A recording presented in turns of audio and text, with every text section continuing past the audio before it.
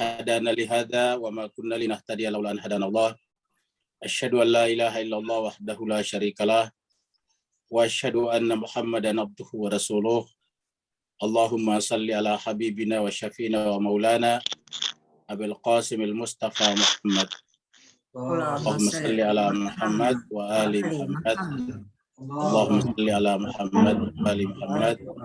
Allahumma salli ala Muhammad wa ali Muhammad wa ala alihi wa sahbihi wa man tabi'ahum bi ihsan ila yaumidin, amma ba'd. Bapak Ibu yang sangat berbahagia, kita pertama-tama bersyukur kita bersua kembali dalam keadaan sehat walafiat. Pertemuan kita hari ini adalah menurutkan surat Al-Ahzab, surat yang berbicara tentang perang Khandaq atau yang dikenal dengan perang Al-Ahzab. Pertemuan yang lalu hari Rabu kita sudah sampai di ayat 20. Berarti malam ini kita akan masuk pada ayat 21 sampai 30. Kelihatannya Ustadz kita belum ada yang kelihatan ya Pak? Belum ada kayaknya Ustadz. Belum ada ya. Karena Ustadz kita belum ada, Bapak sekalian mari kita masuk ke screen untuk melihat Al-Quran dan membaca bersama-sama surat 33, surat Al-Ahzab ayat 21 sampai ayat 30.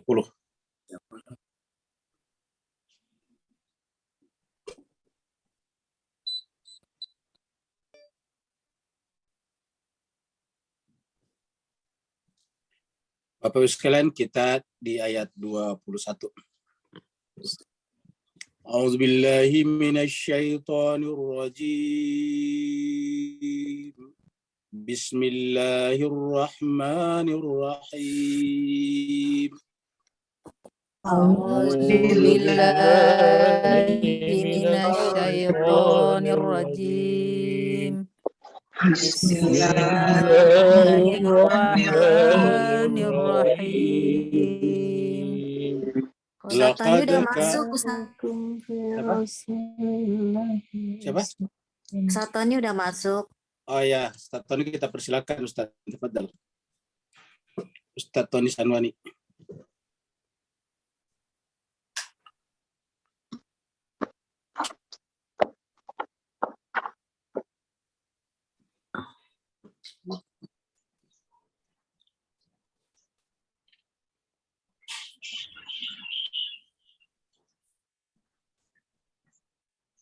Mulai itu. Tony. Iya, ya. Oh, udah mulai ya? Baru mulai. Silakan Ustaz Tony, fadal. Udah mulai Ustaz. Maaf, apaan ya. Baik Bapak Ibu. Assalamualaikum warahmatullahi wabarakatuh. Waalaikumsalam warahmatullahi wabarakatuh. A'udzu billahi minasyaitonir rajim. Bismillahirrahmanirrahim. A'udzu billahi minasyaitonir rajim. Bismillahirrahmanirrahim. Laqad kana lakum fi rasulillahi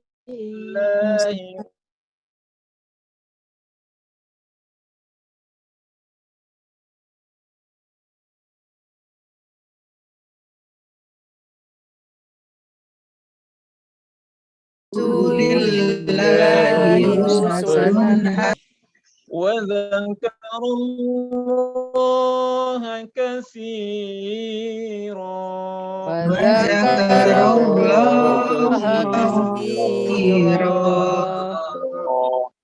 ولما رأى المؤمنون الأحزاب قالوا هذا ما وعدنا الله ورسوله ولما المؤمنون الأحزاب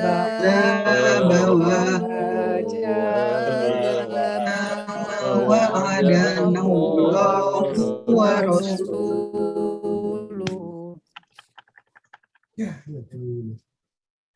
قالوا هذا ما وعدنا الله ورسوله وصدق الله ورسوله.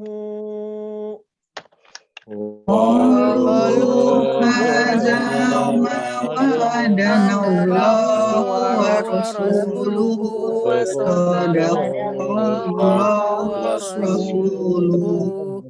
إيمان وما وتصليما زادهم إلا إيمانا وتسليما. وما زادهم إلا إيمانا وتسليما. Ini satu PO ada talihan. من المؤمنين رجال صدقوا ما عاهدوا الله عليه فمنهم من قضى من المؤمنين رجال صدقوا عليه فمنهم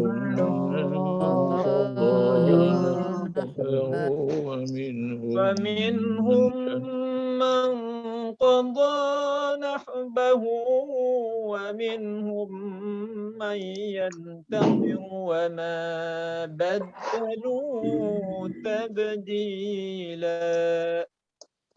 فمنهم من قضى نحبه ومنهم من ينتظر وما بدلوا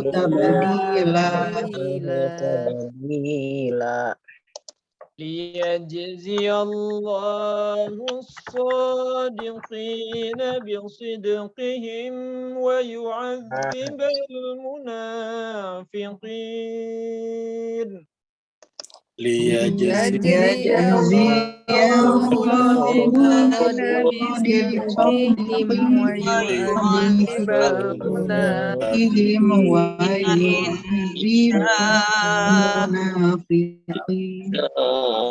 ويعذب المنافقين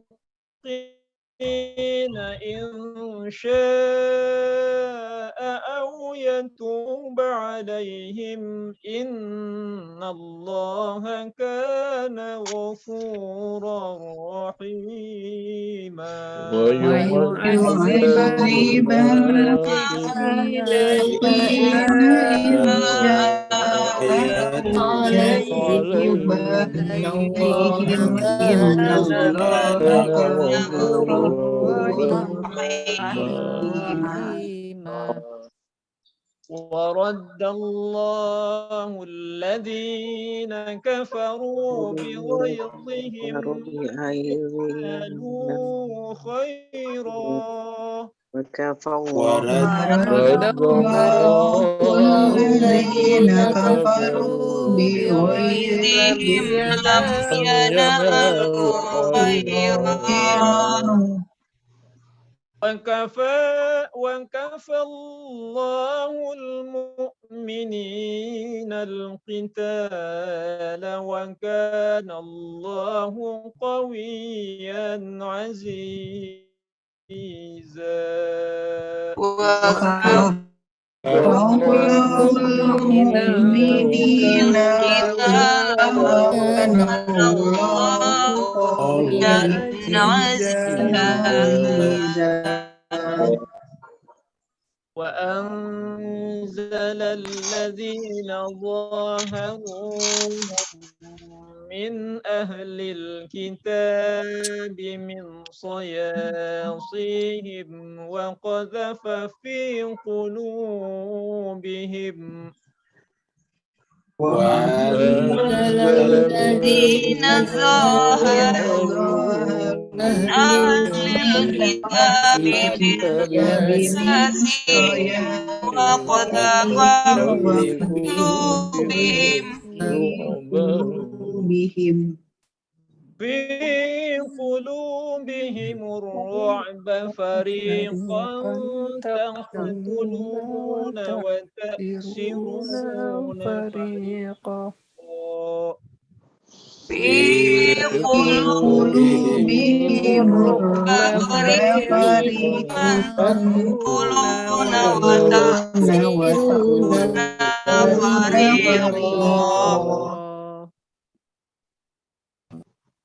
وأورثكم أرضهم وديارهم وأموالهم وأرضا لم يطئوها وأورثكم أرضهم وديارهم وأموالهم وأرضا لم يطئوها وكان الله على كل شيء قديرا وكان الله على كل شيء قديرا يا أيها النبي قل لأزواجك إن كنتن تردن الحياة الدنيا يا أيها النبي قل لأزواجك إن كنتن تردن الحياة الدنيا وزينتها فتعالين أمتعكن وأسرحكن سراحا جميلا وزينتها فتعالين أمتعكن وأسرحكن سراحا جميلا وإن كنتن تردن الله ورسوله والدار الآخرة فإن الله أعد للمحسنات وإن كنتن تردن الله ورسوله والدار الآخرة فإن الله أعد للمحسنات فإن الله أعد للمحسنات منكن أجرا عظيما فإن الله أعد للمحسنات منكن أجرا عظيما يا نساء النبي من يأت منكن بفاحشة مبينة يا نساء النبي من يأت منكن بفاحشة مبينة يضاعف لها العذاب ضعفين وكان ذلك على الله يسيرا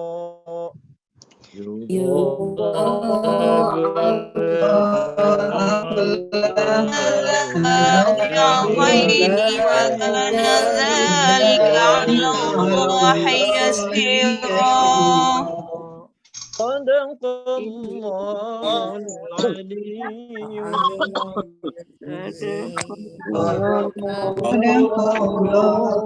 Aliyul azim. وسلم وزد وبارك على رسول الله وآله الأطهار صلوات Allahumma salli ala Muhammad wa ali Muhammad. Allahumma salli ala Muhammad. Allahumma salli ala Muhammad. Bapak sekalian, kita haturkan terima kasih banyak kepada Ustadz kita, Ustadz Tony Sanwani. Semoga Allah SWT memberikan kesehatan yang prima dan memanjangkan usianya, sehingga selalu bersama dengan kita dalam membaca ayat-ayat suci Al-Quran. Begitu juga Bapak Ibu sekalian, semoga Allah SWT senantiasa merahmatinya, mencucurkan rahmat dari langit, memberikan keberkahan dari bawah kaki masing-masing, sehingga senantiasa berada dalam bimbingan dan keberkahan Allah Subhanahu wa taala. Jemaah sekalian, sebelum kita lanjut, kita sampaikan bahwa nanti di penghujung acara kita doakan ada ibunda dari jemaah kita yang biasa hadir di sini, namanya Ibu Lia Nabil. Itunya ibu namanya Ibu Nabil, sedang sakit, masuk rumah sakit tadi. Kita doakan nanti semoga diberikan kesembuhan dengan kesembuhan yang sempurna. Dan juga jemaah tetap kita yang selalu bertanya, yaitu Bapak Iqbal, sekarang ini sedang OTW, sedang bepergian dari Jakarta menuju ke Oman untuk tugas barunya. Kita doakan semoga perjalanannya lancar, urusannya dimudahkan, dan kehadirannya di Oman menjadi keberkahan bagi masyarakat Oman dan juga bagi masyarakat Islam di seluruh dunia. Amin ya Allah. Jemaah sekalian, kita teruskan surat Al-Ahzab yang berbicara tentang perang Khandaq atau perang Ahzab ini.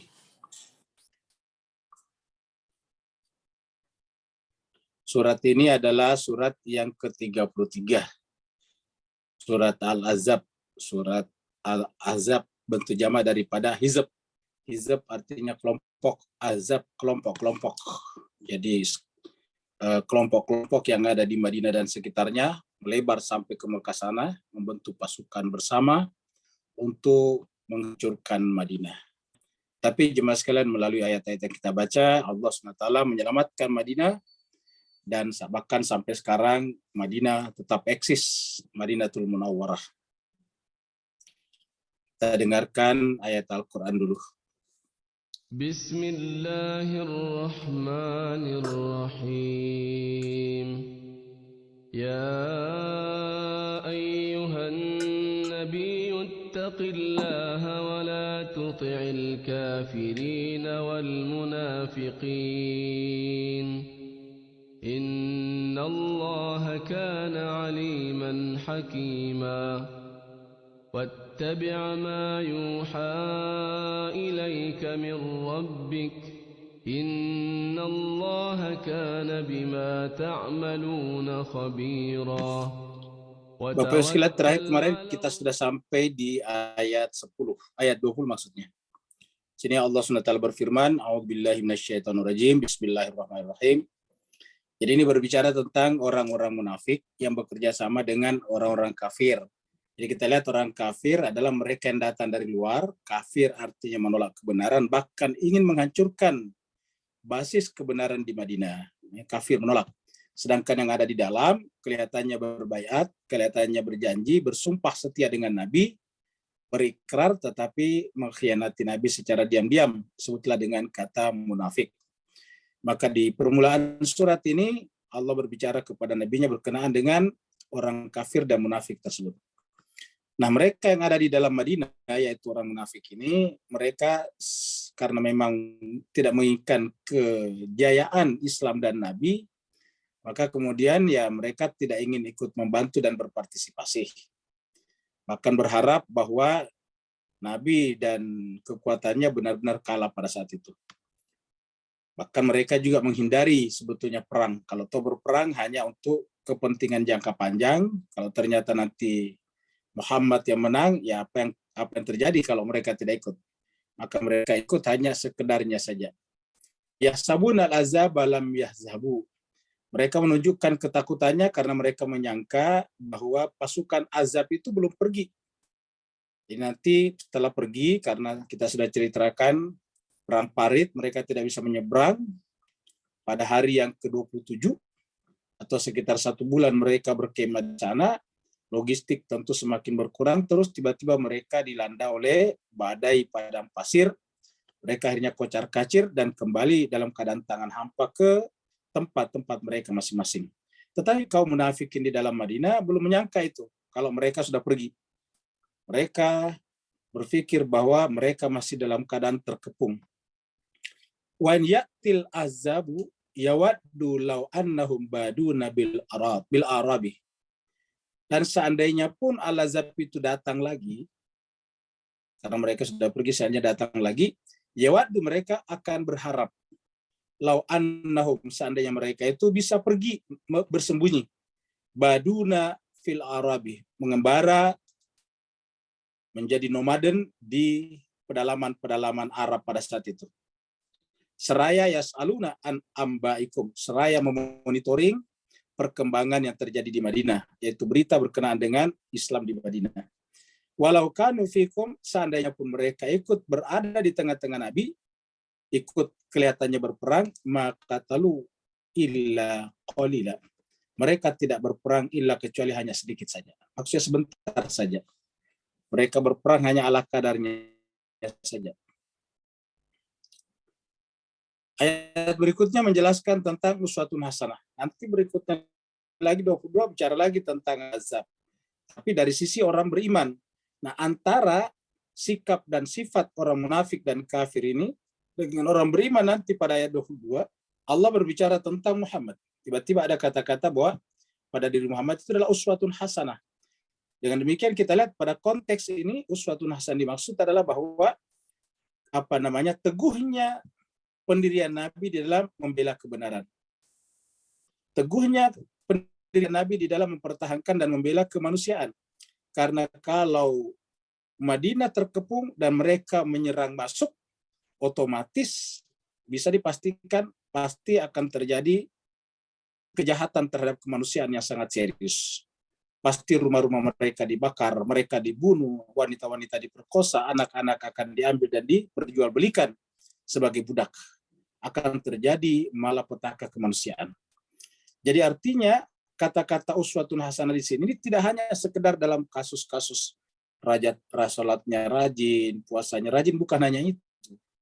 Bahwa itu juga iya, tetapi konteks ayat ini adalah jelas perang azab. Ini kejadian di Madinah pada tahun ke-5 Hijriah.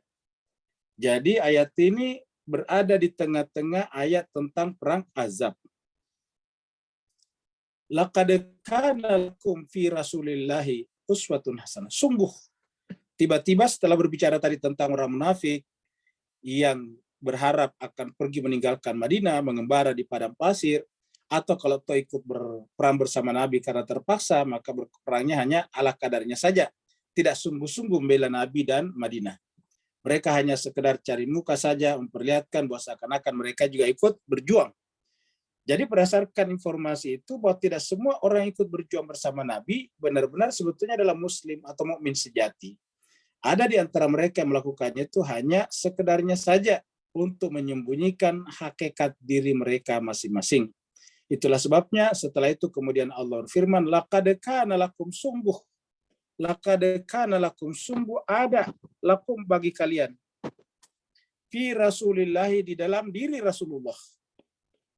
Apa yang ada pada diri Rasulullah yaitu uswatun hasanah. Uswatun hasanah. Jadi jemaah sekalian, doa kita ketemu benang merahnya di sini.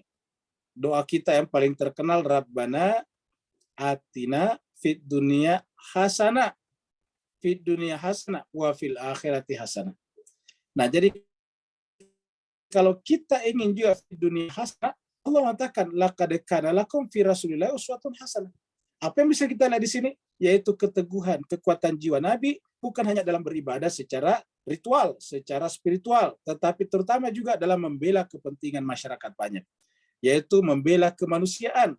Yang ada di Madinah itu bukan hanya orang beriman. Yang ada di Madinah itu bukan hanya muhajirin dan ansor. Yang ada di Madinah itu adalah plural, jamak, majmuk, bermacam-macam. Di sana ada berbagai macam agama, Nabi melindunginya. Di sana berbagai macam ras, Nabi melindunginya.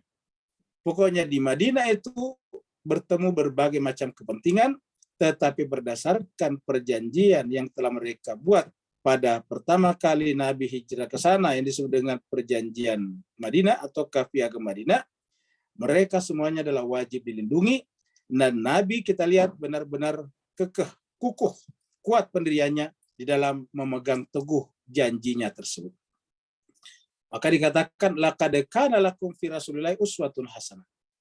Liman kana, terutama bagi mereka yang ada pada dirinya yarju kerinduan. Kita artikan saja yarju kerinduan, harapan yang besar Allah untuk berjumpa dengan Allah. Yarjullah, rindu kepada Allah. Jadi siapa saja yang rindu kepada Allah, yang menjumpainya Allah seperti Nabi menjumpainya. Menjumpainya Allah melalui nabinya. Tidak boleh menjumpainya sendiri. Karena dikatakan laqad kana lakum untuk kalian fi pada Rasulillahi uswatun hasanah. Li untuk siapa? Liman kana yarjullah, bagi mereka yang berharap atau merindukan Allah Subhanahu wa taala.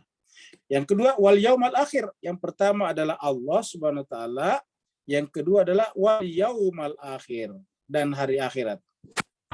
Yarjullaha wal yaumal akhir. Jadi selalu dua, Allah sebagai puncak, kita harus menghilangkan diri kita, ego kita, lalu kemudian melebur ke dalam satu entitas, yaitu Allah SWT, namanya fana. Maka Allah adalah merupakan puncak, summa ila rabbika muntahaha, kepada Tuhanmu lah kamu puncak perjalanan kamu. Atau dalam ayat lain disebutkan faida faragta fansab, maka apabila selesai suatu masalah, maka harus pindah secepatnya, bergerak terus, mendekat kepada Allah. Wa ila rabbika farghab. Ujungnya, mentoknya adalah ila rabbika, kepada Tuhan. Jadi dalam perjalanan rohani ini tidak boleh berhenti.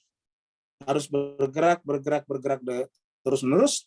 Dan kita sudah sampaikan bahwa bahan bakar, fuel daripada perjalanan rohani ini adalah Al-Quran. Jadi perjalanan ini adalah pengetahuan. Dan pengetahuan yang telah Allah jamin bagi kita adalah kitab suci Al-Quran. Jadi tidak bisa kita maju, menyatu, menyeruak masuk ke dalam diri Tuhan, keharibaan Allah, apabila kita tidak menggunakan ilmu. Terbukti ayat pertama adalah bacalah Iqra bismi rabbikal ladzi khalaq. Wa dzakarallaha katsira, dan siapa saja yang ingin menyebut Allah sebanyak-banyaknya. Jadi pertama adalah liman kana yarjullaha, satu, yang kedua wal yaumal akhir, yang ketiga wa dzakarallaha katsira. Jadi ada tiga pada diri Nabi. Jadi mengingat Allah pun juga pada diri Nabi ada caranya, ada uswahnya, uswatun hasanahnya. Jadi mengingat Allah pun juga tidak seperti bayangan kita bahwa harus seperti yang kita inginkan. Mengingat Allah itu harus melalui, harus bersama dengan Rasulullah. Seperti dalam ayat lain, in kuntum tuhibbunallah fattabi'uni. Jadi selalu harus bersama dengan Nabi, karena kata-kata uswatun hasanah maknanya itu. Kalau misalnya kita tidak bersama dengan Nabi dalam zikir kepada Allah, terus apa makna Nabi atau Rasul sebagai uswatun hasanah? Kata uswatun hasanah adalah jalan yang juga harus kita tempuh bersama dengan Nabi. Kenapa? Karena beliau adalah uswatun hasanah, teladan, uswah yang paling baik bagi siapa saja yang merindukan Allah, hari akhirat, dan selalu menghadirkan Allah sebanyak-banyaknya pada dirinya. Yang disebut dengan zikir. Ini adalah ilustrasi saja melihat di sebelah sana pasukan Al-Ahzab. Nah sekarang itu tadi orang kafir dan orang munafik di Mekah, di Madinah. Sekarang bagaimana orang mukmin menghadapi kenyataan ini? Walamma ra'al mu'minuna, tatkala orang-orang mukmin itu melihat. Jadi ini adalah orang mukmin. Siapa yang lihat? Al-Ahzabah, golongan-golongan yang bersekutu itu. Al-Ahzab, golongan-golongan yang berkumpul menjadi satu kekuatan. Tatkala orang mukmin melihat mereka dengan jumlah begitu banyak, qalu, mereka justru berkata, hadza ma wa'adana Allahu wa rasuluh. Mereka justru berkata, qalu hadza, inilah ma wa'adana Allah, yang Allah janjikan. Ma wa'adana Allah, yang Allah janjikan kepada kita. Ada naknya, nahnu di sini. Nunnya di sini adalah nun kami, nak pakai mat.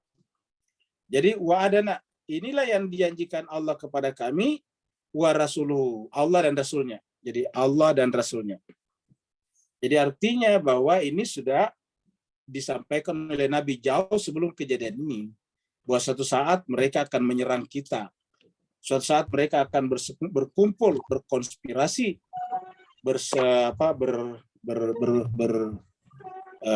bahu-membahu di dalam menghancurkan kita. Jadi kalau kita lihat di mas sekalian, apa sih sebetulnya motifnya mereka kalau kita pikir? Karena itu kan mereka Nabi tidak mengancam kepentingan mereka. Kalau kita lihat motifnya hanya iri hati saja, dendam saja. Ya, karena Nabi diusir dari Madinah, harapannya sudah kocar-kacir, sudah runtuh, sudah selesailah usahanya. Ternyata semakin menjadi eksis di Madinah, Yathrib. Akhirnya kemudian mereka akan menyerangnya. Kita tahu bahwa yang menyerang Nabi di Madinah itu juga yang menyerang Nabi di Mekah tadinya. Jadi klan itu juga, yaitu Umayyah, jadi dari keturunan Muawiyah. Itu juga nantinya yang kemudian menyerang Nabi terus-menerus.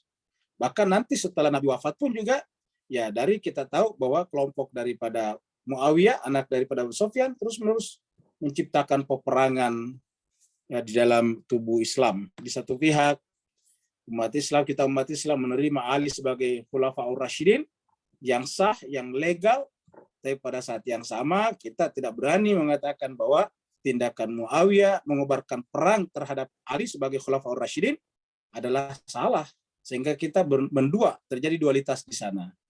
Nah, jadi jemaah sekalian berbahagia, jadi kita lihat bahwa itu juga sebetulnya wa sadaqallahu wa rasuluh, dan dia mengatakan Allah benar dan Rasulnya benar. Apa yang dijanjikan adalah benar, sadaqah. Wa sadaqallahu wa rasuluhu. Jemaah sekalian berbahagia, setiap di Islam kita ini, di Islam dimanapun, di mazhab Syafi'i, Hanafi, Hambali, Maliki, Ja'fari, semuanya kalau selesai membaca Al-Quran pasti membaca sadaqallahul azim atau sadaqallahul aliyul azim. Artinya menjelaskan bahwa Allah benar. Kita membenarkan bahwa Allah dan Rasulnya benar. Biasa sadaqallahul azim wa sadaqa rasulihil karim. Jadi Allah benar dan juga Rasulnya benar, seperti dalam ayat ini. Artinya apa? Kalau kita membaca sadaqallahul azim atau sadaqallahul aliyul azim, sebetulnya kita ingin mengatakan bahwa Al-Quran itu semuanya benar. Sehingga harusnya ketika berhadapan dengan Al-Quran, semua yang berbeda dengan Al-Quran harus kita tolak. Ketika kita mengakui sadaqallahu wa rasuluh. Wa ma zadahum illa imana wa taslima. Nah, bagi orang beriman itu, ketika menyaksikan tadi Al-Ahzab seperti ini, dengan jumlah pasukan antara 10.000 sampai 24.000 orang itu, maka jemaah sekalian berbahagia, bagi orang beriman, zadahum, justru bertambah ya apanya, imannya. Ma zadahum illa imana, tidak bertambah bagi mereka kecuali iman. Bukan ketakutannya bertambah, tidak ada keinginan untuk lari, tetapi ma zadahum, tidak ada yang bertambah bagi mereka illa kecuali imanan wa taslima, kecuali yang bertambah adalah iman dan serah dirinya, sikap berserah dirinya kepada Allah SWT. Artinya semakin melihat kekuatan itu besar, semakin tinggi kebergantungannya kepada Allah SWT. Semakin berserah diri kepada Allah SWT karena menyadari ketidakberdayaannya di hadapan Allah SWT.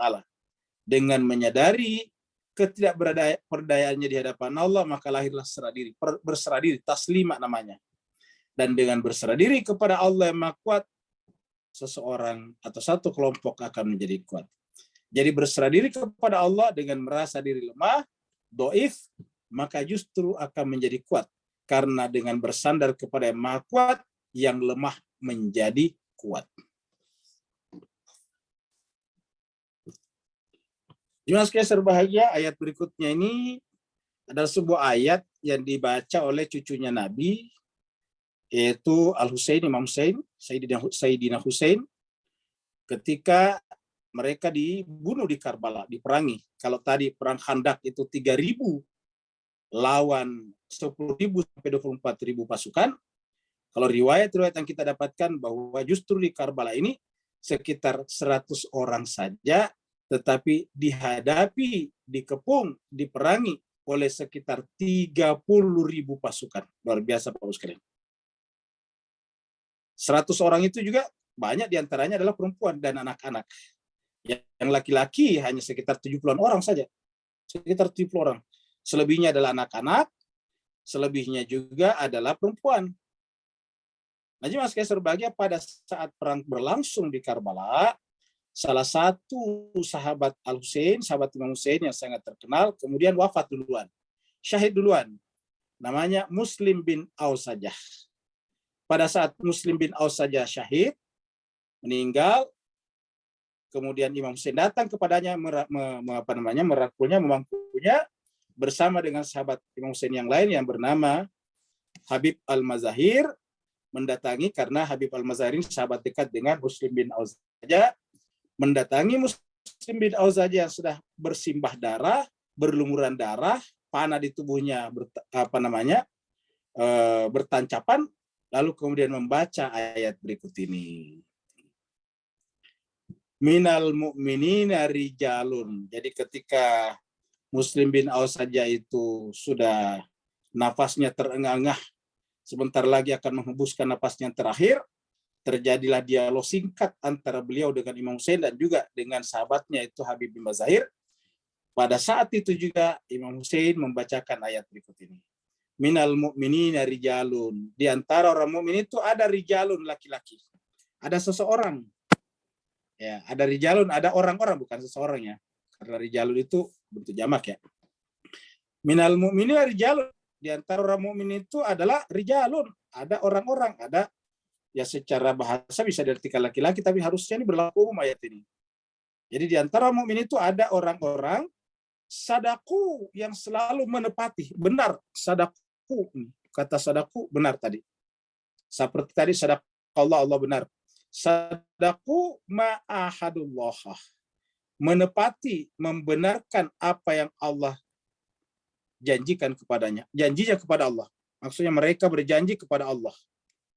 Jadi sadaku ma'ahadullah. Mereka menepati apa yang telah mereka ahadkan. Ingat kata ahad, janji kepemimpinan. Ma'ahadullah. Jadi mereka berpegang teguh kepada ahadnya, janjinya berkenaan dengan kepemimpinan.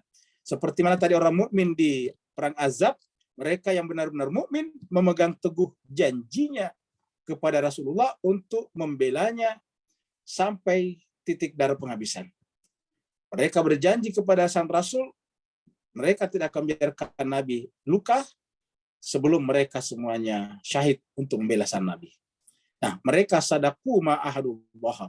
Ini juga yang terjadi pada Muslim bin Aussajah yang terjadi di sana. Kenapa Muslim bin Aussajah benar-benar tidak ada takutnya sama sekali? Kenapa? Karena pertama menerima Muslim bin Aqil ketika pertama kali sampai di Kufah, tetapi karena oleh beberapa pihak disianati, maka kemudian Muslim bin Aqil ditangkap, orang-orangnya kemudian dicari dan kemudian dihukum, pancung dan sebagainya. Maka salah satu atau beberapa orang yang termasuk pendukung utama Al-Husain yaitu Muslim bin Aussajah berhasil melarikan diri dari kejaran ataukah dari pencarian mereka. Tapi bukan lari bersembunyi tadi ke dusun-dusun, tapi justru datang kepada Karbala untuk membantu Al-Husain di sana.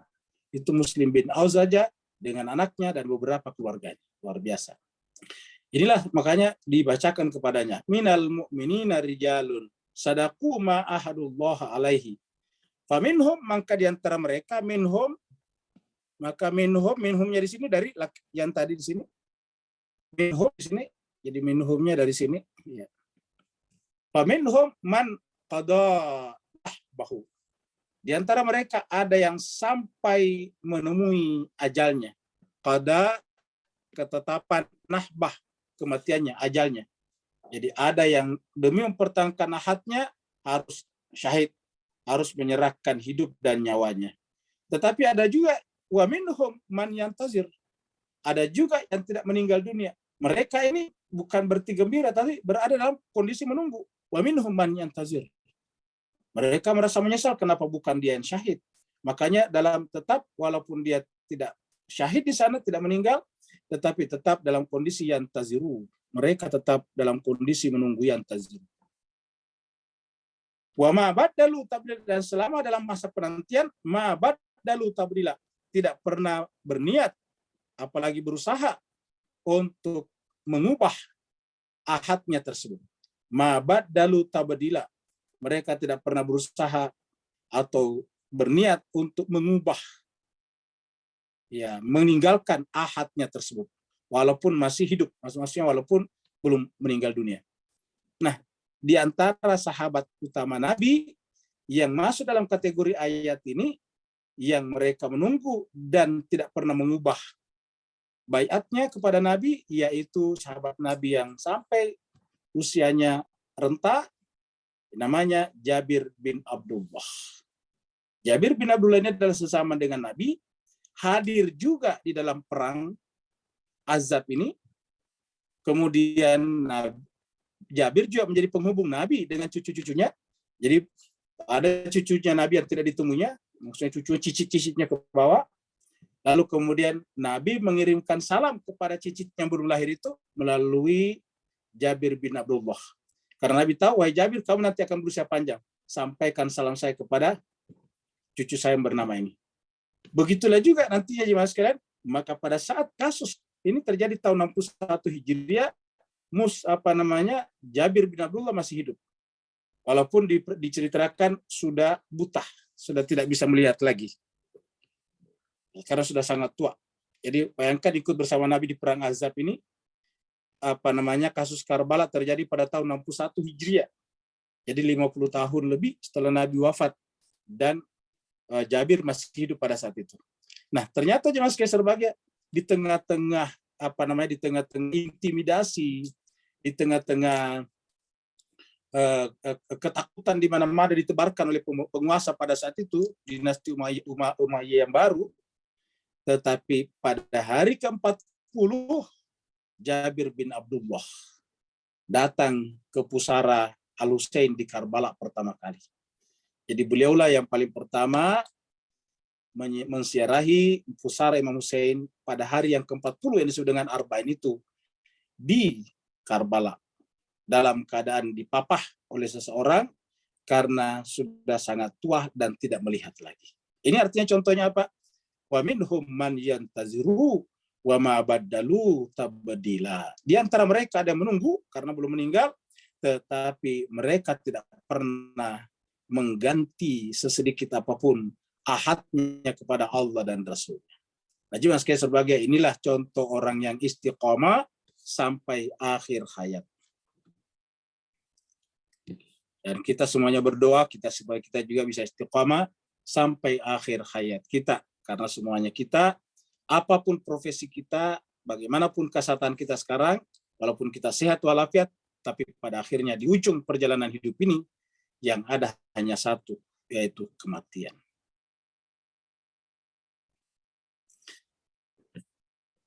Kenapa Allah membiarkan kejadian-kejadian seperti perang ini? Perang Uhud, sebelumnya lagi perang Badar 1 dan 2, kemudian sekarang ada perang Khandaq, dan ini perang adalah yang besar-besar semuanya. Sementara Nabi di Madinah itu kan baru membenahi wilayahnya.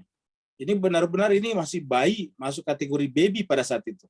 Negara baru yang berdiri, tapi sudah dirongrong sedemikian rupa dengan berbagai macam serangan dari luar. Allah mengatakan, liyajziyallahu shadiqina bisidqihim. Supaya Allah mengetahui dan akan memberikan balasan kepada orang-orang yang benar.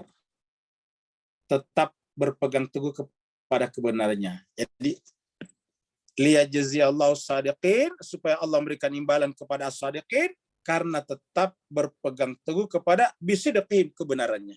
Walaupun apa yang terjadi.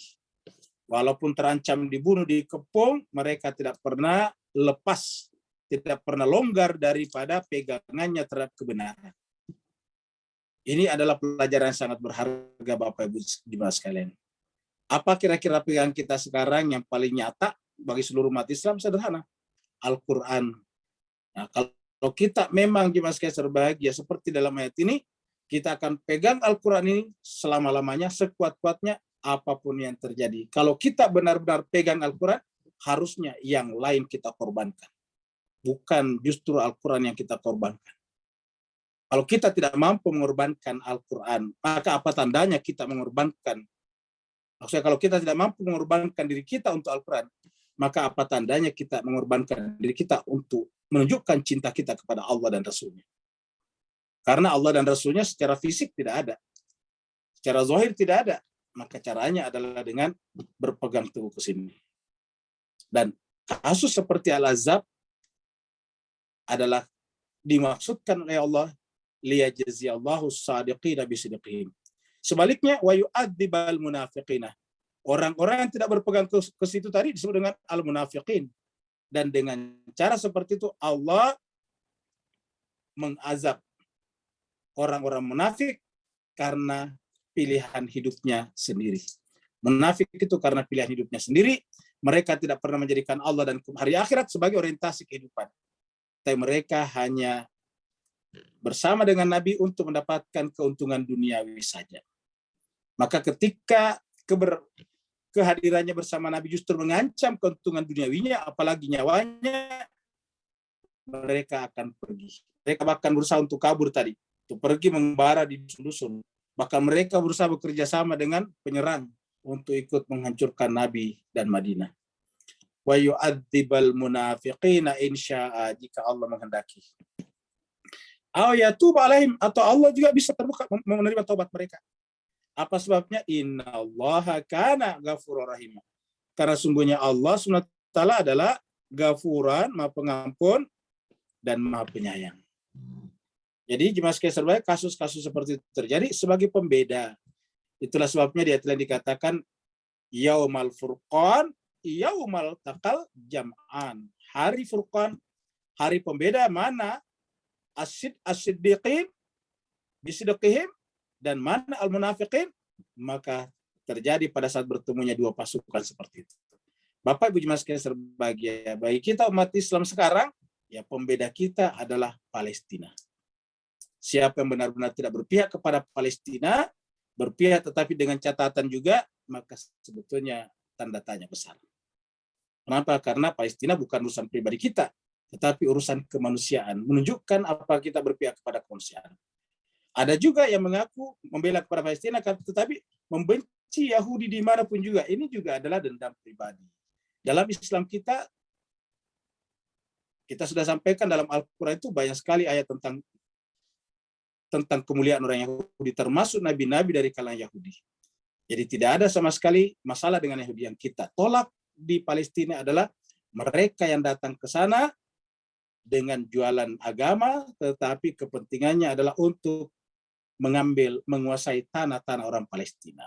Itu yang kejahatan, bukan Yahudinya, bukan juga Bani Israel sebagai ras, tetapi mereka melakukan kejahatan dengan mengusir orang-orang dari tanah lahir, dari negeri-negeri leluhurnya, lalu kemudian membangun di atasnya properti-properti yang bagus dan mengundang orang-orang luar datang ke sana. Jemaah sekalian berbahagia, maka kita lihat orang munafik ini adalah orang yang menyimpan dendam, amarah dalam dirinya kepada siapa? Kepada Nabi, kepada Muhammad. Kenapa? Karena menjadi rival, menjadi pesaing di dalam popularitas sosial. Walaupun Nabi sebetulnya tidak punya niat sama sekali untuk mendapatkan popularitas. Tapi ada orang yang merasa tersaingi, ada orang merasa terancam tersingkir dari percaturan sosial kemasyarakatan. Itulah sebabnya amarah adalah membuat seseorang terusir dari kebenaran. Jadi amarah terhadap kebenaran, amarah kepada nurani, hal-hal yang sifatnya nurani, membuat seseorang terusir dari kebenaran. Semakin kita marah kepada pembawa kebenaran, maka semakin kita terusir dari kebenaran itu sendiri. Bahkan amarah sendiri kepada kebenaran, sebetulnya kita sudah menolak kebenaran sejak dari dalam hati kita. Waradallahu ladina kafaru bighaidihim. Dan Allah SWT raddah, mengembalikan, menolak. Kata-kata raddah ini sebetulnya mengembalikan. Di sini diartikan menghalau. Waradallahu ladina kafaru, dan Allah SWT menghalau, menolak orang-orang kafaru. Maksudnya Allah menolak nanti di sisinya. Siapa orang-orang yang kafaru? Kenapa? Bighaidihim, karena kemarahan mereka. Jadi bighaidihim, karena amarah mereka. Jadi Allah menolak, Allah menghalau mereka. Siapa? Alladzina kafaru, orang-orang yang kafaru itu. Kenapa? Karena mereka sebetulnya tidak menerima kebenaran, bukan karena apa yang disampaikan Nabi salah. Mereka mengakui kalau itu benar, tetapi kemarahan. Apa itu kemarahan? Kemarahan itu adalah upaya psikologis membela ego kita. Jadi kemarahan dalam konteks seperti ini ada juga kemarahan yang positif. Tapi kemarahan yang dimaksud sini adalah kemarahan adalah upaya psikologis untuk melindungi egonya. Kemarahan yang benar adalah justru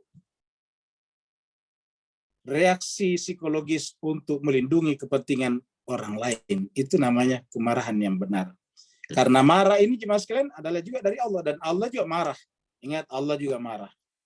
Jadi waradallahu alladhina kafaru bighaidihim lam yanalu khaira. Karena mereka tidak pernah memperoleh kebenaran. Wa kafallahu mu'minina al-qital. Dan cukuplah Allah yang menjadi pelindung. Wa kafallah, cukuplah Allah yang menjadi pelindungnya orang-orang beriman, penolongnya orang-orang beriman di dalam memenangkan peperangan tersebut. Jadi Nabi tidak perlu bersekutu dengan A, B, C, D. Nabi tidak perlu bersekutu dengan Romawi, Persia, dan sebagainya. Tetapi Nabi bisa mengatasi semuanya itu. Kenapa? Karena yang berada di belakang Nabi dan orang mukmin adalah Allah. Wa kafallahul mu'minina al-qital. Ini menunjukkan bahwa kebersandaran mutlak kepada Allah itu adalah mutlak. Karena ini ditunjukkan Nabi pada saat itu. Bayangkan jemaah sekalian, hampir setiap saat di perang ini, perang Khandaq adalah sudah merupakan perang terbesar keempat. Ya, yang pertama adalah Badar 1, terus Badar 2, terus Uhud, terus kemudian Khandaq sekarang. Ini adalah perang terbesar yang keempat. Bahkan ini termasuk paling besar karena mereka yang melawan Nabi adalah bersekutu, membangun aliansi, membangun aliansi untuk menyerang Nabi di Madinah. Tetapi kemenangan berada pada pihak Nabi dengan korban yang teramat sangat sedikit dengan strategi parit tersebut. Wa kana Allahu qawiyyan aziza. Dan adalah Allah itu adalah qawi, maha kuat. Jadi Allah itu adalah qawi, maha kuat. Jadi siapa yang bersandar kepada Allah, maka dia pasti ikut kuat. Tetapi orang manusia hanya bisa bersandar kepada yang maha kuat apabila dia datang dalam keadaan tidak berdaya. Dalam keadaan la haula wala quwwata illa billah. Kalau kita datang kepada Allah dalam keadaan merasa hebat, merasa berkuasa, Allah tidak akan menjadi pelindung dan penolong kita.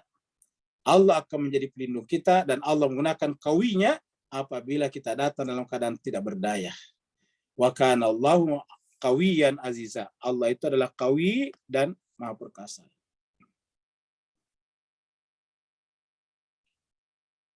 Ini adalah ilustrasi tentang orang-orang yang mengkhianati Nabi nantinya. Ingat jemaah sekalian, jadi di Madinah Yastrib ini, ya, di dalam Piagam Madinah, itu Bapak Ibu bisa searching di Google. Sekarang sudah ada Wikipedia-nya juga tentang Piagam Madinah, ya, Piagam Madinah. Nah, Piagam Madinah itu semua kelihatan itu. Ada beberapa pasal, ada kurang lebih 38 pasal di situ. Setiap pasal berbicara tentang setiap kelompok, suku, agama, dan kepentingan. Semuanya diberikan perlindungan yang sama oleh Nabi. Nah, di antara yang ikut bertanda tangan di dalam Piagam Madinah itu, yaitu namanya Bani Quraizah. Bani Quraiza ini adalah Yahudi. Agamanya Yahudi, tapi tinggal di Madinah, membuat satu kompleks pemukiman sendiri. Kan orang-orang Yahudi itu di mana-mana bikin kompleks-kompleks pemukiman sendiri, eksklusif. Semacam ghetto-ghetto, semacam apa namanya?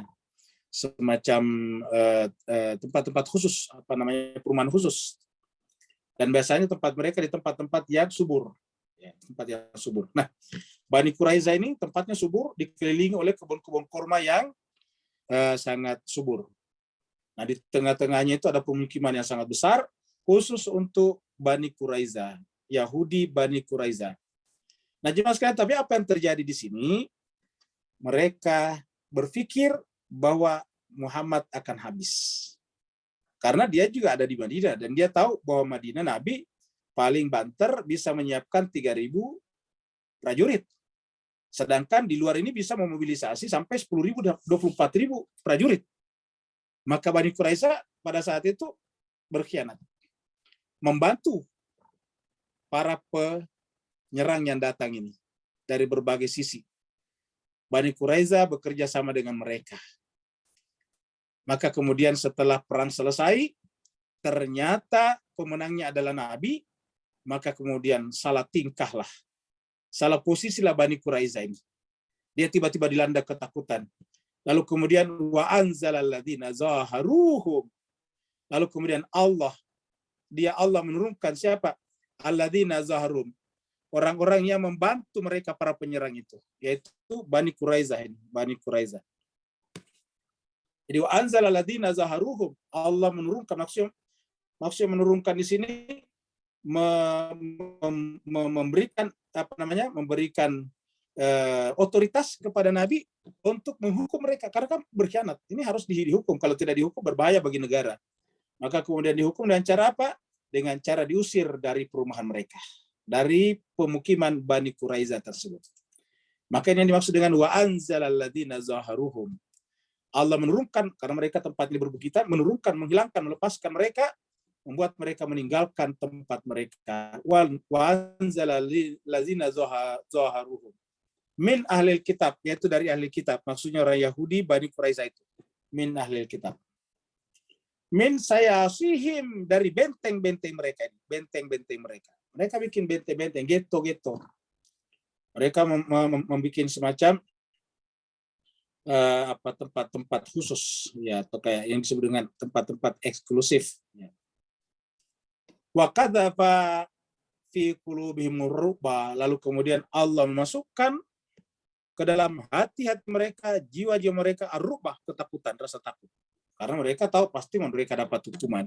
Mereka sudah bertanda tangan, mereka sudah berbaiat untuk sama-sama membangun Madinah, tetapi ketika Madinah diserang dari luar, tiba-tiba berkhianat, membantu penyerang dari luar. Sehingga kemudian wa kadzafa fi qulubihim ru'ba fariqan taqtuluna wa ta'siruna fariqa. Sehingga kemudian ketika Nabi datang ke sana untuk mengusir mereka, maka kemudian ada yang melawan, maka terjadilah di sana perang kecil-kecilan sehingga ada yang terbunuh. Sebagian kalian bunuh, wa ta'siruna fariqan, dan sebagian lagi kalian tawan. Jadi ada yang ditawan, ada yang terbunuh. Ya, yang melakukan perlawanan, karena Nabi sudah menyampaikan bahwa mereka harus pergi baik-baik. Tetapi karena meninggalkan tempat ini adalah berat sekali, ada yang melakukan perlawanan, dibunuh. Ya. Atau kalau tidak terbunuh, ya ditawan. Seharusnya ditawan. Tapi kalau mereka gigih melakukan perlawanan, akhirnya dibunuh. Nabi memberikan sebetulnya ultimatum, mereka meninggalkan secara sukarela tempat-tempat mereka. Baik karena mereka melawan, akhirnya mereka dibunuh atau ditawan. Itu Bani Quraiza. Nanti yang paling terakhir nanti adalah Khaybar, lain lagi. Ya. Bapak sekalian, inilah. Ini masih tersimpan sampai sekarang. Inilah bekas-bekas pemukiman suku atau Bani Quraiza tadinya, Yahudi Bani Quraiza. Jadi mereka adalah klannya Yahudi, rasnya Yahudi, Bani Israel, agamanya kebanyakan Yahudi. Kemudian namanya adalah Bani Quraiza. Jadi Bani Quraiza berarti orang tuanya dulu Quraiza, Bani Quraiza. Nah inilah jemaah sekalian, lihatlah di sampingnya semuanya adalah kebun-kebun kurma yang subur. Ya, mereka semuanya dapatkan ini dengan seringnya berperang antara orang asli Madinah, Yastrib, yaitu Aus dan Khazraj, sehingga mereka harus membeli senjata dari mereka, atau kalau tidak bisa membelinya dengan uang, ditukar dengan kebun-kebun seperti ini. Yang kita lihat perumahan mereka, kompleks mereka dikelilingi dengan kebun-kebun kurma yang subur. Tentu ini dalam rangka menjamin kehidupan mereka yang ada di sini. Nah, jadi inilah jemaah sekalian, ini sampai sekarang masih ada peninggalan pemukiman Bani Quraiza. Wa aurasakum ardahum, sehingga kemudian setelah mereka terusir, aurasakum, kami wariskan kepada kalian, aurasakum, kami wariskan kepada kalian ardahum, tanah-tanah mereka. Tadi yang kita lihat. Wa diyarahum, dan rumah-rumah mereka. Wa amwalahum, dan harta-harta mereka. Disita semuanya, harta-harta mereka. Wa ardan lam tata'uha, dan tanah-tanah yang belum kami injaknya tadi di luar tuh tadi, yang di perkebunan-perkebunan besar mereka. Wa kana Allahu ala kulli syai'in qadira, dan Allah SWT atas segala sesuatu, ala kulli syai', atas segala sesuatu berkuasa. Jadi ini adalah contoh penyerahan mutlak, penyerahan diri secara sempurna kepada Allah SWT. Ini bukan hanya terjadi dalam peperangan, tapi terjadi dalam semua aspek kehidupan kita. Siapa di antara kita yang benar-benar dalam beraktivitas sehari-hari, benar-benar berserah diri kepada Allah, seperti doa yang dia baca pada saat keluar dari rumah. Bapak Ibu, kalau kita keluar dari rumah itu berserah diri kita. Mudah-mudahan ini bukan hanya sekedar doa yang dibaca oleh lisan kita, tapi harusnya juga diusahakan oleh jiwa kita.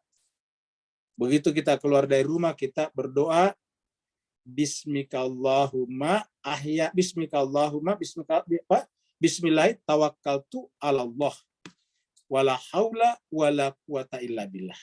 Jadi Bismillahi tawakkaltu ala Allah, wala haula wala quwata illa billah. Itu kalau kita baca kalau kita keluar rumah. Jadi kita keluar rumah, meninggalkan rumah kita, entah pergi ke kedai, entah pergi ke kantor, entah pergi ke kebun, entah pergi perjalanan, traveling, safar, entah pergi ke pasar, atau kemana saja. Keluar dari rumah, baca Bismillahi tawakkaltu ala Allah, wala haula wala quwata illa billahil aliyil azim.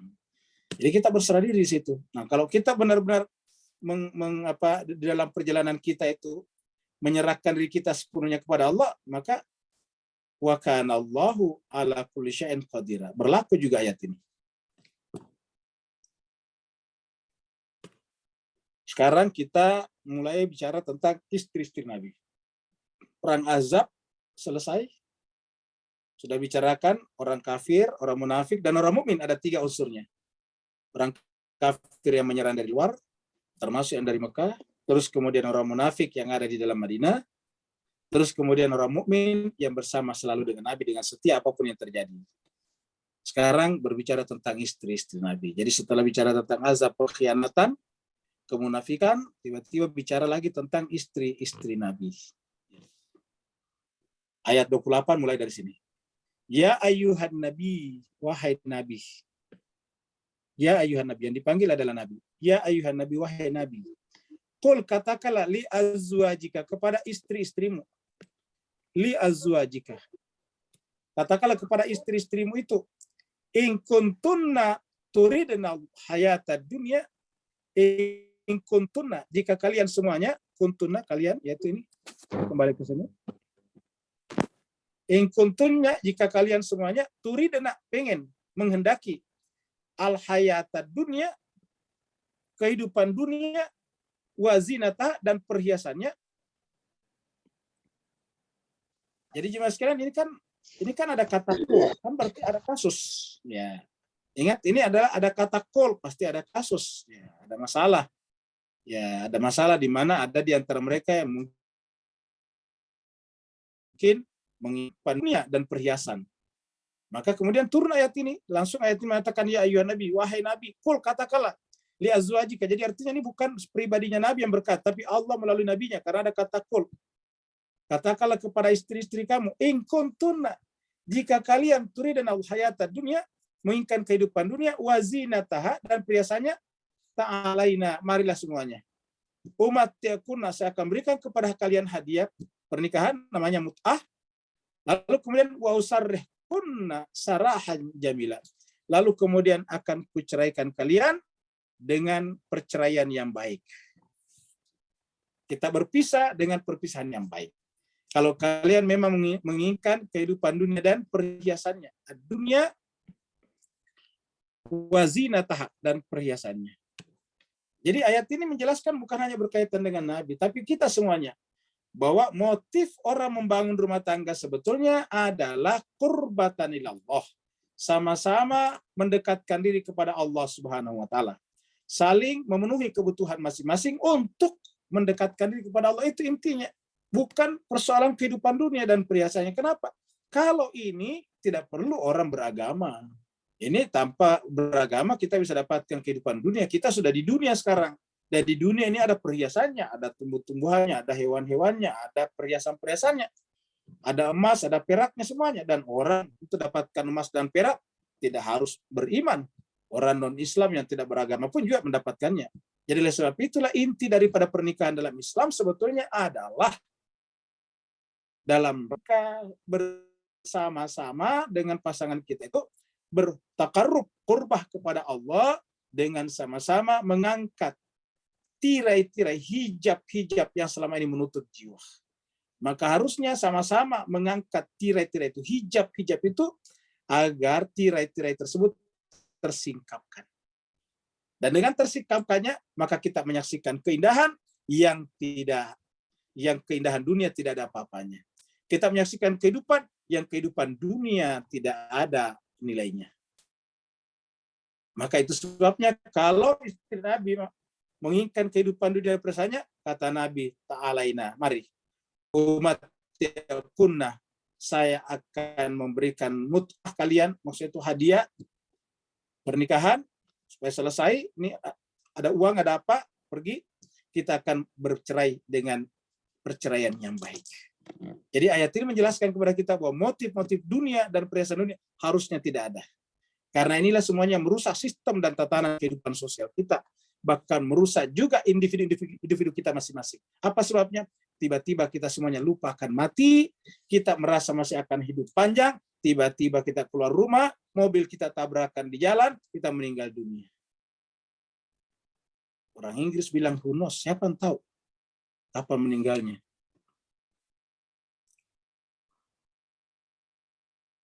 Ini adalah ilustrasi istri Nabi, kemudian Nabi hadir di depannya memberikan nasihat kepada istrinya. Nasihat-nasihat yang turun di dalam surat Al-Ahzab ini. Wa in kuntum turidun Allah wa rasulah. Tetapi jika kalian menginginkan Allah dan Rasulnya, artinya menikah dengan saya adalah semata-mata karena tugas kerasulan saya, sehingga kalian benar-benar membantu tugas-tugas rasulan saya, wadaral akhirat, dan hari akhirat, fa inna Allah, maka sungguhnya Allah adalil muhsinati, sungguhnya Allah SWT ada menyediakan, menjanjikan lil muhsinat. Siapa muhsinat? Wanita-wanita yang berbuat baik. Siapa berbuat baik itu? Apabila menginginkan Allah dan Rasulnya dan hari akhirat. Menginginkan Muhammad sebagai Rasul, bukan Muhammad sebagai makhluk biologis, tetapi menghendaki Muhammad sebagai Rasul Allah. Menghendaki Muhammad dengan ilmu kenabiannya, dengan ilmu wahyunya, bukan dengan tubuh fisik dan dunianya. Maka dikatakan in kuntunna turidna Allah wa rasulah. Jika kalian ingin menginginkan Allah dan Rasulnya wa daral akhirah, maka ketahuilah fa inna Allah dalil muhsinati minkunna ajran azima. Ayat ini turun di Madinah. Ingat surat Al-Ahzab pada surat Madaniyah, dan ayatnya seperti ini tidak pernah turun berkenaan dengan Khadijatul Kubra. Karena pasti ini bukan berkenaan dengan Khadijah. Disinilah kelebihannya Khadijah, Bapak Ibu sekalian. Kalau Khadijah alih-alih meminta kebutuhan dunia daripada Nabi, justru harta kekayaan Khadijah yang berjibun itu, yang banyak itu dikorbankan semuanya. Sampai sesaat akan meninggal dunia semuanya habis.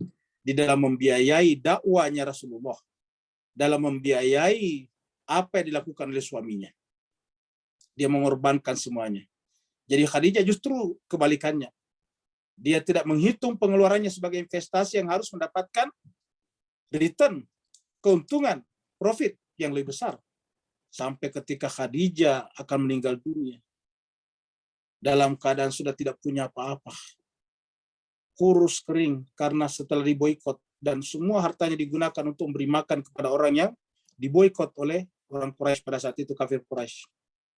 Nabi menyaksikan Khadijah dalam keadaan kurus kering. Sebentar lagi akan mengembuskan nafasnya terakhir. Tiba-tiba Nabi kemudian menangis. Dan kemudian air matanya jatuh menimpa pipi istrinya Khadijah Kubra. Khadijah kemudian membuka matanya. Lalu bertanya kepada suaminya, wahai suamiku ya Rasulullah, gerangan apa yang menyebabkan engkau menangis?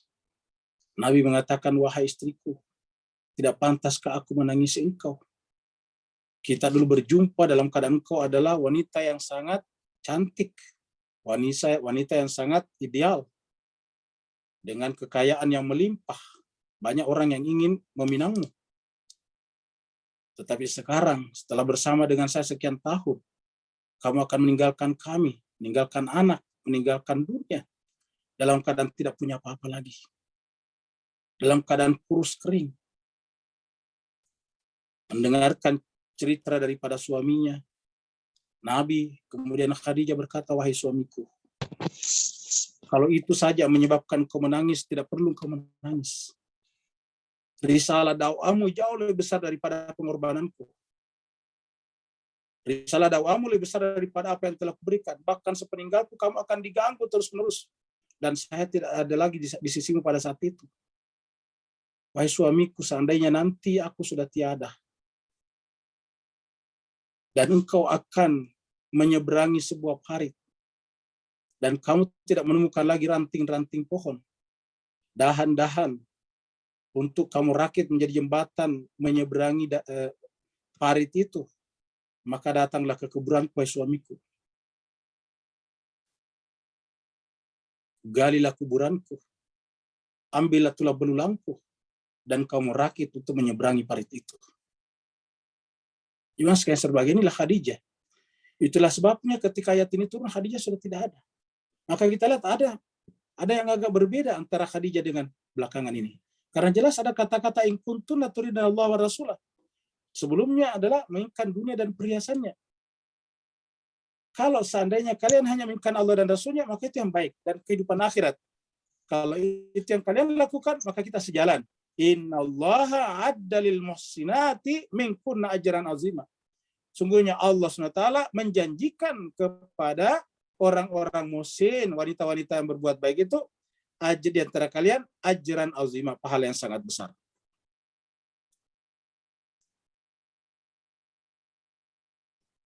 Ya nisa an-nabi, wahai istri Nabi, wahai istri-istri Nabi, man ya'ti minkunna bifahishatin mubayyinatin, siapa di antara kalian yang bifahishatin mubayyinatin, yang melakukan perbuatan keji, perbuatan amoral yang nyata. Siapa di antara kalian, man ya'ti minkunna, di antara kalian. Kata-kata bifahishatin mubayyinatin itu perbuatan yang tidak patut. Seperti contoh dalam Al-Quran, kata zina itu sudah dengan fahisyah. La taqrabuz zina innahu kana fahishatan wa sa'a sabila. Man ya'ti minkunna bifahishatin mubayyinatin yudha'af lahal adab. Allah pasti akan melipat gandakan azabnya. Di'faini, dengan azab 2 kali lipat. Istri Nabi dijanji akan mendapatkan azab 2 kali lipat. Kenapa? Karena kalau mereka berbuat baik, kebaikannya juga 2 kali lipat. Kalau dia berbuat baik, kebaikannya 2 kali lipat. Kenapa? Karena memberikan contoh yang baik kepada yang lain.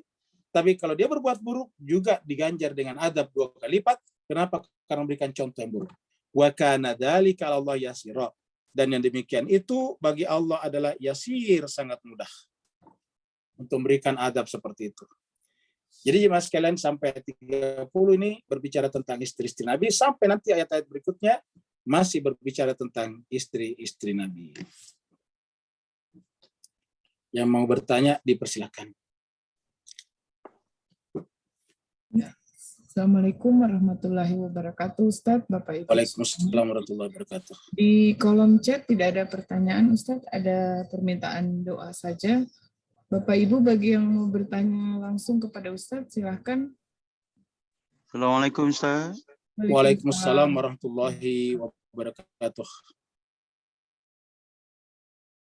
Alhamdulillah barakallahu. Semangat ayat 22 tadi beri pencerahan lebih lanjut buat menambahkan kami pada ayat wa ma zadahum illa imanan wa tasliman, sesuai dengan penantian kita kepada Imam Mahdi alaihissalam, bagaimana mereka bersama dengan Rasulullah di perang Ahzab.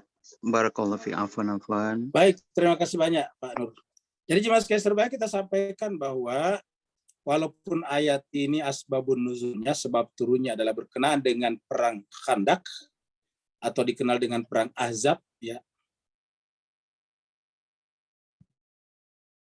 Tetapi ayat Al-Quran ini kan bermasa.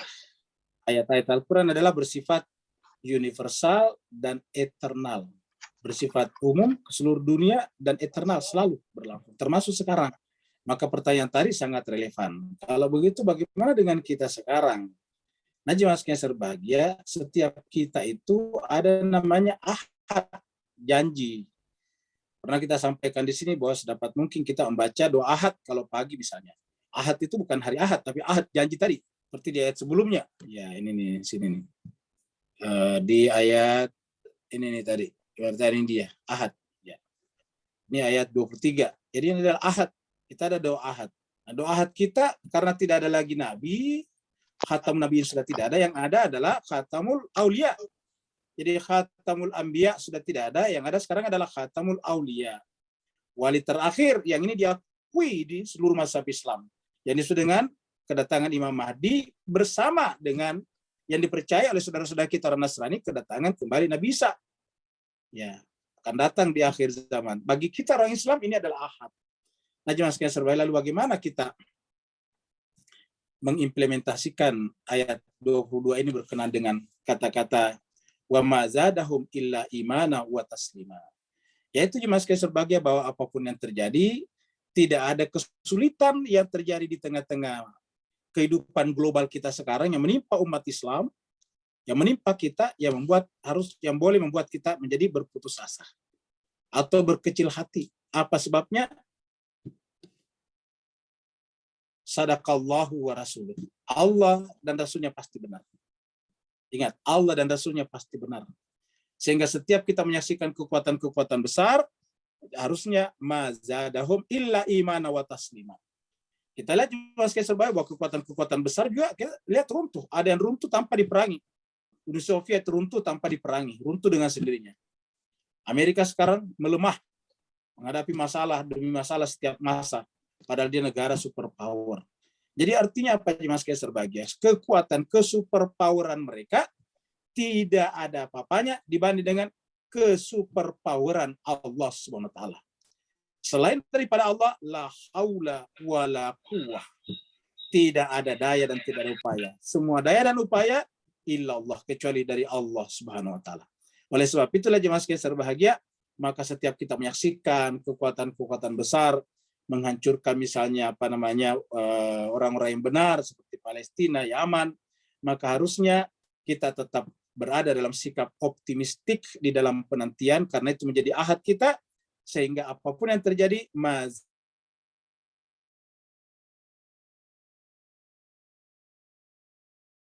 ya, kalau kita nanti yang bertambah illa, kecuali iman dan taslima, kecuali iman dan semakin berserah diri.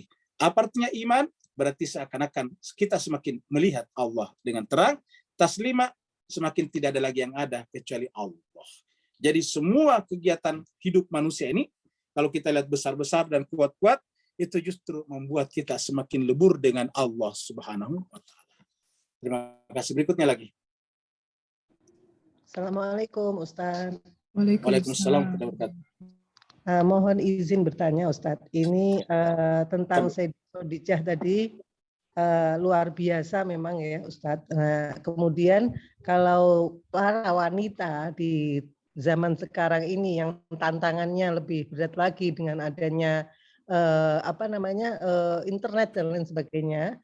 Kemudian kita kan tetap harus mengambil uswah hasanah ya Rasul, kemudian istri Sayyidah Khadijah, kemudian Sayyidah Fatimah, kemudian Sayyidah Zainabul Kubra, ya, Zainab Al-Kubra. Nah, dengan tantangan di zaman yang sekarang ini, dengan teknologi yang tinggi yang akan nanti menjadi hadirnya Imam Mahdi kelak, kemudian kalau kita ambil kesimpulan, sebaiknya jihadnya perempuan yang sesuai inspirator tersebut di zaman sekarang ini, menurut Ustadz yang seperti apa? Mohon pencerahan Ustadz. Saya sendiri sih sudah setengah abad umurnya ya. Kalau saya ingin menasehati yang lebih muda ini loh Ustadz, ya termasuk diri saya sendiri yang ingin saya nasihati. Terima kasih. Assalamualaikum warahmatullahi wabarakatuh. Jazakumullah. Waalaikumsalam warahmatullahi wabarakatuh. Afwan Bu Ema. Jadi cuma sekali sebagai pertanyaan Bu Ema menarik ya. Kita sampaikan bahwa setiap saat, setiap masa selalu menawarkan dua sisi, yaitu tantangan tapi juga sekaligus peluang. Selalu ada tantangan sekaligus ada peluang, ada opportunity-nya, ada challenging-nya dan ada juga opportunity-nya. Ada tantangan, ada peluangnya. Nah, apa peluang paling besar sekarang yang kita bisa dapatkan? Seperti contohnya nih, ibu-ibu tidak perlu keluar dari rumah, cukup di rumah saja, pulang dari kantor di rumah saja, sudah bisa mengaji. Ini kan sesuatu yang luar biasa, yang susah kita bayangkan dulu. Jadi cuma di kamar masing-masing, ibu-ibu bisa sambil mengerjakan pekerjaan-pekerjaan rumahnya, sambil bisa mendengarkan ceramah, dan seterusnya. Jadi artinya apa ini? Memberikan peluang yang sangat besar. Yang kedua, kemudian kita bisa juga mencari sumber-sumber yang lebih luas. Dengan adanya internet sekarang ini, kita bisa mendapatkan sumber-sumber yang lebih luas dimanapun kita searching dan sebagainya. Walaupun tentu juga tadi ada hal-hal yang tidak menyenangkan, yang bisa merusakkan iman kita, bisa merusakkan akhirat kita. Contohnya misalnya menyangkut masalah keindahan-keindahan duniawinya. Banyak sekali tawaran-tawaran produk-produk melalui internet. Ini kan menggoda kita, ya, produk-produk bermerek dan sebagainya dari berbagai macam sisi dengan kemudahan mendapatkannya, sehingga kemudian kita bisa juga tiba-tiba pikirannya hanya ke situ saja. Nah, inilah tantangannya. Tapi peluangnya harusnya kita gunakan dengan baik. Nah, pertanyaannya bagaimana caranya mencari solusinya ini sehingga benar-benar hanya peluang yang kita dapatkan dan bukan keburukannya. Jemaah sekalian berbahagia, berpikirlah, bertindaklah, berjiwalah seperti jiwa Sayyidah Fatimatul Zahra, Sayyidah Khadijatul Kubra. Yaitu apa? Jiwa berkorban. Ini yang harus kita pilih, jiwa berkorban. Jadi bukan justru jiwa mengambil lebih banyak, jiwa berkorban. Jadi kita berniat, beraktivitas, bekerja, apa saja. Kalau ibu adalah wanita karier, kalau ibu adalah seorang misalnya yang punya kegiatan-kegiatan yang sangat ini, berniatlah dengan kegiatannya itu berkorban untuk orang lain, yang dengan pengorbanan itu orang melihat, oh inilah orang yang beriman. Inilah wanita yang beriman. Inilah wanita yang meletakkan jiwanya di dalam jiwa Tuhannya. Meletakkan jiwanya di dalam jiwa nabinya. Atau menghadirkan nabinya dan Tuhannya di dalam jiwanya. Apa yang terjadi? Yang terjadi adalah sifat pengorbanan. Kalau sifat pengorbanan ini kita miliki, maka insya Allah kita akan terbebas dari berbagai macam hal-hal yang buruk. Karena yang mengundang perbuatan buruk itu sebetulnya apabila kita berpikir mendapatkan. Tapi begitu kita berpikir untuk berkorban, maka kita tidak akan dapatkan hal-hal yang buruk. Karena berpikir untuk berkorban. Saya kita berpikir untuk mengambil. Bisa saja nanti kita menghalalkan segala macam cara.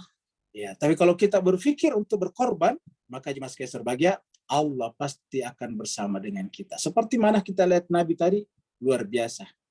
Kalau kita lihat ini sederhana saja. Strateginya Nabi cuma parit saja, lalu kemudian pasukannya sedikit.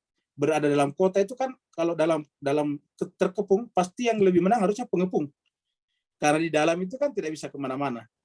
Tetapi yang bisa kita saksikan di situ kombinasi antara ikhtiar Nabi dengan pertolongan Allah. Ikhtiar Nabi yaitu membangun pasukan seadanya yang ada.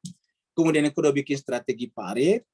Kemudian menggelorakan semangat prajuritnya, semangat ketuhanan tentunya. Terus kemudian pada saat yang sama berserah diri kepada Allah, lalu kemudian Allah terlibat di sana. Yaitu dengan datangnya tiba-tiba badai pada hari ke-27. Ketika perbekalan mereka sudah mulai tipis, tiba-tiba datang badai. Sehingga tidak ada lagi alasan bagi mereka untuk bertahan. Nah inilah caranya Allah SWT. Oleh sebab itulah, jangan pernah kita melihat kemampuan. Lihatlah kemampuan Tuhan yang kita sembah. Dan semuanya ini uswanya ada pada Nabi kita dan keluarganya yang suci tadi. Terima kasih banyak atas masukan. Ada lagi Pak sekalian? Assalamualaikum Ustaz. Oh, silakan Ustaz Syafi'i. Insyaallah. Afwan Ustaz, ana ingin mendapat pencerahan atau penjelasan yang lebih terang dari Ustaz ya, berhubung dengan kalau ia benar ada istri-istri Rasulullah itu yang mungkin hal-hal yang tidak pantas. Sedangkan mereka adalah istri-istri Rasulullah sebagai Sayyidul Mursalin. Jadi apakah hikmah itu bisa berlaku seperti itu Ustaz? Maaf Ustaz.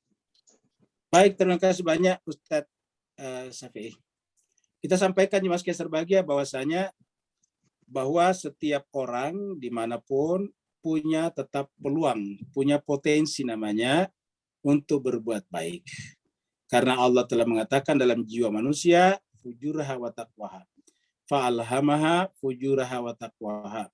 Dalam jiwa manusia itu ada fujur dan ada takwanya.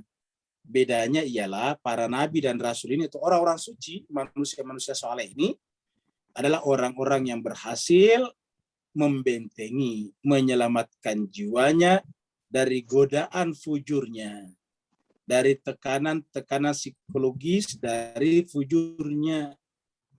Ya, seperti dalam Al-Quran dikatakan wa amma man khafa maqama rabbih wa nahan nafsa anil hawa wa nahan nafs anil hawa fa innal jannata hiyal ma'wa. Nah, ini ada contohnya. Lagi-lagi wa amma man khafa. Adapun orang-orang yang sudah ada khafa maqama rabbih, untuk mencapai makam Tuhannya. Makam Tuhan itu adalah makam melebur, makam fana, sehingga menjadi baqa di dalam keesaan Allah SWT, dalam diri Allah, dalam diri Tuhannya. Maka apa yang harus dilakukannya? Wanahan nafs. Maka dia harus menahan, membentengi nafsnya.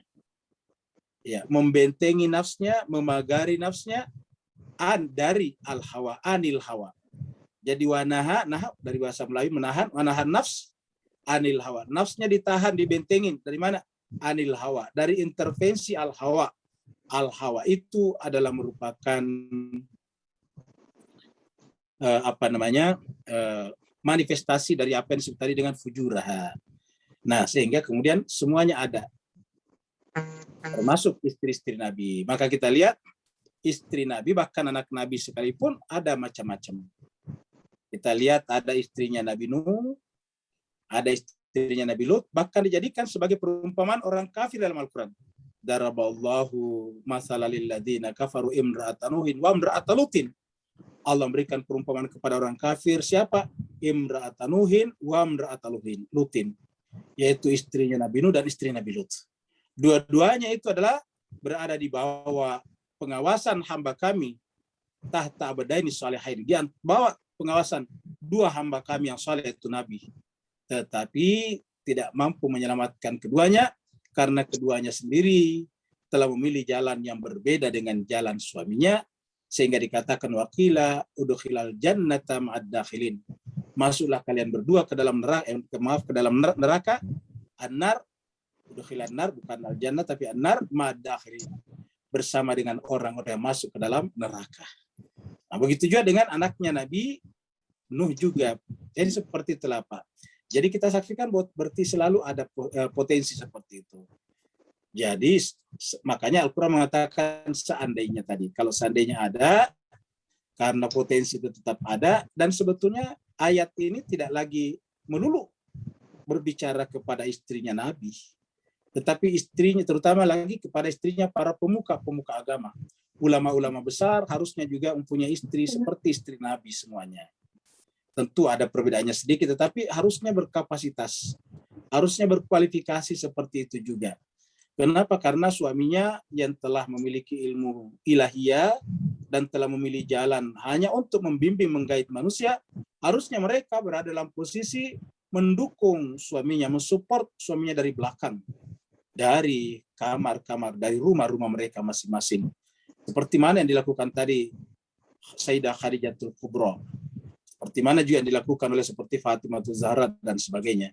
Jadi harusnya ini yang dilakukan. Tetapi adanya ayat tadi tidak berarti bahwa ada istri Nabi Muhammad seperti itu, tidak.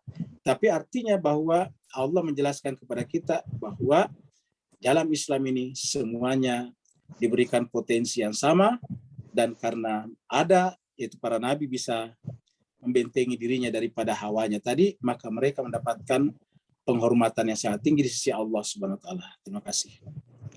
Syukran. Afwan. Ada lagi yang lain? Ada, Kalau Ustaz. tidak ada kita tutup ya. Ada, Ustaz. Pertama ada pertanyaan Ustaz di kolom chat tentang nikah mut'ah, Ustaz.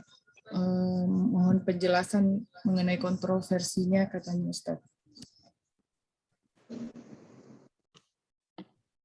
Jemaah sekalian berbahagia, bagaimana untuk kita selalu merasa bersamaan dengan Quran. Ya, jemaah sekalian berbahagia, pertanyaan Pak Burhan kita jawab dengan rajinlah membaca doa ahad setiap, kalau bisa setiap subuh. Kalau tidak bisa setiap subuh, minimal pernah membaca 40 subuh berturut-turut. Karena itu yang paling penting, satu. Yang kedua, kata seorang ulama besar yang bernama Ayatullah Bahjat, tidak ada tanda kita menanti kehadiran Imam Zaman atau Imam Mahdi kalau kita tidak mencintai Al-Quran. Karena Imam Mahdi datang sebagai pasangan sempurna daripada Al-Quran. Bahkan kalau kita memberikan salam kepadanya, diantaranya menyebut Assalamualaikum ya syarikal Quran. Dia adalah syarikal Quran, pasangannya Al-Quran. Dengan demikian mari kita tunjukkan keseriusan kita, kesungguhan kita menanti kedatangannya dengan bersungguh-sungguh mempelajari, mentadaburi kitab suci Al-Quran. Kemudian dari Bu Hesti, ya Ustaz, doa ya. Ya. Iya, doa. Melanjutkan pertanyaan Pak Burhan dan selanjutnya yang pertanyaan tentang nikah mut'ah itu, Ustaz. Kalau melanjutkan pertanyaan Pak Burhan, kan kita menyebutkan Assalamualaikum ya Sayyibuz Asri wa Zaman. Assalamualaikum berarti sebenarnya Imam Zaman itu ada di depan kita, karena kalau alaika berarti kan orang kedua ada di depan kita, bukan yang gaib ya Ustaz. Mohon penjelasannya Ustaz. Baik, terima kasih. Bukan hanya Imam Zaman, tetapi Nabi sendiri yang jelas-jelas secara fisik sudah wafat. Setiap kita salat menggunakan kata alaika. Assalamualaikum ya ayyuhan nabi wa rahmatullahi wabarakatuh. Jadi setiap orang di antara kita salat, tidak sah salatnya kalau tidak menyampaikan salam kepada Nabi. Jadi sebelum kita mengucapkan Assalamualaikum, atau di tahiyat itu, kita mengucapkan Assalamualaikum ya ayyuhan nabi wa rahmatullahi wabarakatuh. Begitu. Jadi kata alaika itu menunjukkan dia orang kedua, kita mengajaknya berbicara. Yang kedua, pertanyaan mut'ah tadi beda dengan pembahasan kita ya. Pembahasan kita tadi mut'ah itu bukan mut'ah perkawinan, tetapi itu hadiah. Jadi kalau orang mau berpisah, kalau orang mau bercerai, itu diminta kepada suami memberikan semacam mut'ah, apa itu hadiah yang menyenangkan suaminya, gitu. Terutama kalau suaminya menceraikan istrinya, gitu. Kalau suami menceraikan istrinya, biasanya pengadilan atau dari pihak hakim syar'i meminta kepada suaminya memberikan hadiah sebagai semacam ucapan terima kasih lah telah menikah selama ini. Biasanya diminta oleh perempuan, artinya laki-laki diminta memberikan, tapi perempuan disuruh meminta apa, nanti kemudian didialogkan berapa apa yang harus diberikan, begitu. Jadi itu tadi yang kita bicarakan di dalam ayat itu, belum berkaitan dengan masalah itu. Terima kasih banyak Bapak sekalian, kita akhiri sampai di sini. Kita akan tutup dengan doa. Yang pertama kita doakan tadi Ibu Nabil yang sedang kritis di rumah sakit RSPP Pertamina kalau tidak salah. Semoga Allah memberikan kesembuhan, selalu memberikan pertolongan kepadanya, malaikat selalu diturunkan bersamanya, dan diberikan juga cinta dan kasih sayang kepada anak-anak dan keluarga di sekitarnya, supaya senantiasa menjaga dan bakti kepada orang tuanya yang sakit ini. Yang kedua kita doakan, ini yang sakit yang kedua adalah Leo Reginald Learoid, ini ada apa namanya yang sakit. Ini mungkin suaminya Bu Hesti.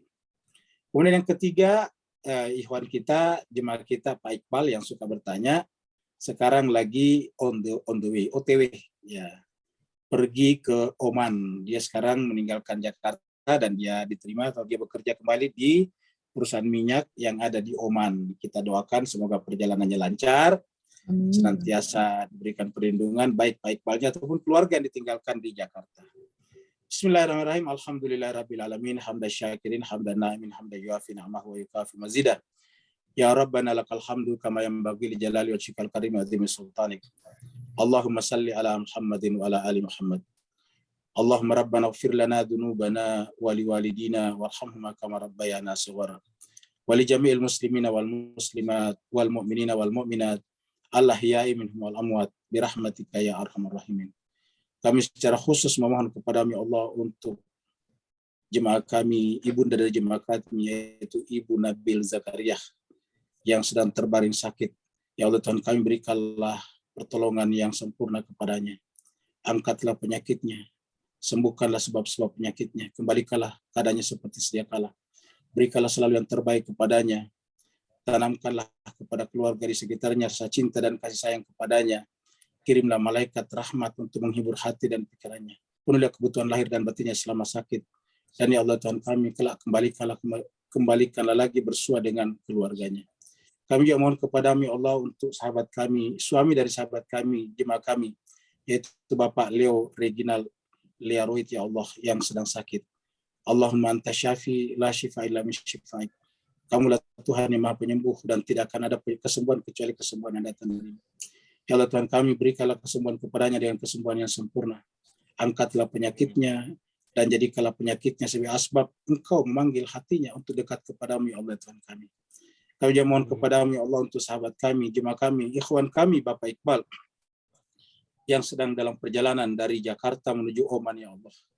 Perlancarlah prosesi perjalanannya, mudahkanlah seluruh urusannya, dan ya Allah Tuhan kami, lindungilah kehadirannya selama ada di Oman, dan mudahkanlah seluruh tugas-tugasnya berjalan dengan baik, dan ikatkanlah hatinya dengan kami di sini ya Allah walaupun mereka ada di sana. Allahumma ya Allah Tuhan kami, jika ada hal yang buruk akan terjadi pada dirinya, kami mohon kepada-Mu ya Allah dengan